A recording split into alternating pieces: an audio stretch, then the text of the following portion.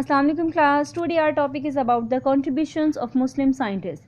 Basically today we discuss those scientists who gives their contributions in the field of the eye disorders. So the first scientist Ali ibn Isa, his date of birth 952-1012. So that Ali ibn Isa was the famous Arab scientist and he wrote the 3 books on ophthalmology. What is ophthalmology? Study of diseases and treatment of the surgery of eyes.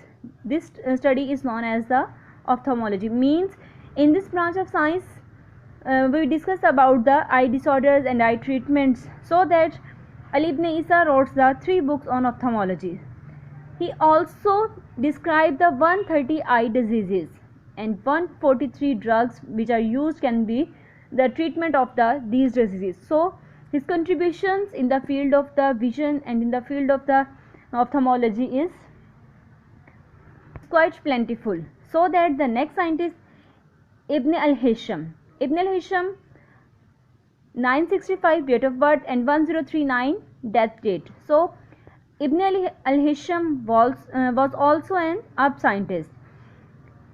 He was famous scientist which gives and work on the vision and eye. First of all, what is vision? Study of the behavior of light. The behavior of light and the study about the light is known as the vision. So that his contributions on the optics was plentiful and was grateful. He wrote the many type of books and on optics. So the books which can be written by the Ibn al-Hisham was authentically proved by the modern theory of the vision which were used and given today's scientists. So that Ibn al-Hisham was an important scientist. So he is also known as the father of optics due to their contributions and due to their work. Government and can be honored by the Ibn al-Hisham was that he was considered as the father of optics. His books on the optics explain the modern theory of the vision which can be given during the today.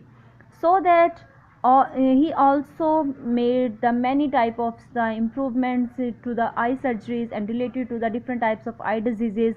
He also describes the process of sight.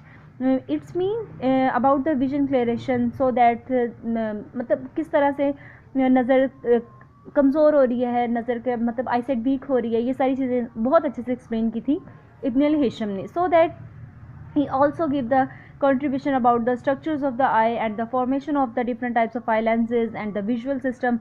These all were the contribution of the Ibn al-Hisham. So he is also known as the father of optics. He also describes the principles of the pinhole camera. What is pinhole camera? It is the type of the camera in which a hole is present and light passes from this hole and the image is can be formed behind this hole. So that the best example of pinhole camera is digital camera. And beside this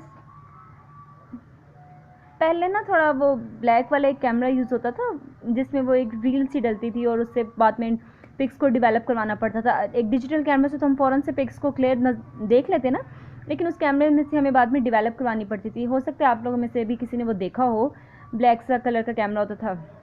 तो वो system जो है वो pinhole camera को describe करता है बहुत अच्छे से.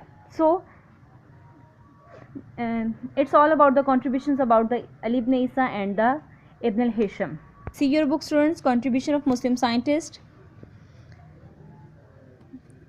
See this blue box. Ibn al-Hisham's books of optics has been ranked alongside a book of the Isaac Newton. It is one of the most influential books were ever written in the history of physics. Means his book was honored as the book of the Newton, and this book is the basic book of the history of the physics which discuss the history of the book physics and which were written by the Newton. And the Ibn al-Hisham's books about the optics were considered as equivalent to the Newton's book. So that Ibn al-Hisham is known as the father of optics. And here it's an important information about the all the animals which were seen in the night. All the animals which were preyed search their prey during the night time. So that these animals are present deficiency of cone cells and presence of the greater amount of the rod cells, so that these deficiency of cone cells cannot so due to these deficiencies, the animals or all cannot be seen during the daytime effectively. So the presence of the more rod cells can be given help out to search their prey at the night times. Thank you class, it's all about today lecture.